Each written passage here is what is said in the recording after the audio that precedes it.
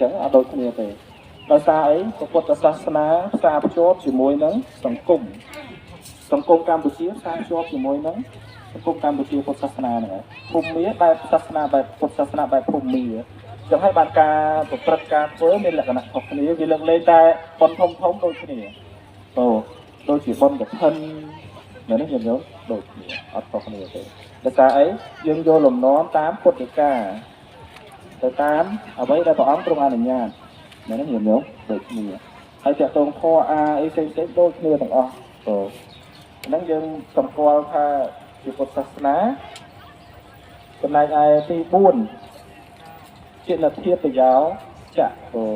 គឺសំដៅទៅលើព្រះបរមសរីរកធាតុព្រះបរមសរីរកធាតុគឺអដ្ឋិធាតុអដ្ឋិឆ្អឹងខ្ញុំយកអដ្ឋិធាតុអដ្ឋិធាតុរបស់ព្រះសម្មាសម្ពុទ្ធអញ្ចឹងយើងមើលឃើញថាយើងភាសាសាមញ្ញឆ្អឹងទៅជាដើមអញ្ចឹងទៅអញ្ចឹងតំណាងរបស់ព្រះសម្មាសម្ពុទ្ធគឺស្រុកខ្មែរយើងក៏មានដែរយើងមិនមែនអត់ទេណាព្រះបរមសរីរកធាតុហ្នឹងមានមិនអត់ទេនៅភ្នំអត្តរិយយើងនៅក្នុងកន្លែងហ្នឹងគឺយើងហៅថាជាចេតិយប្រទេសកចេតិយគឺមួយទៀតគេហៅថាធាតុចេតិយក៏បានដែរភាសាទៅនៅហ្នឹងមានតម្កល់អដ្ឋិធាតុរបស់ព្រះសម្មា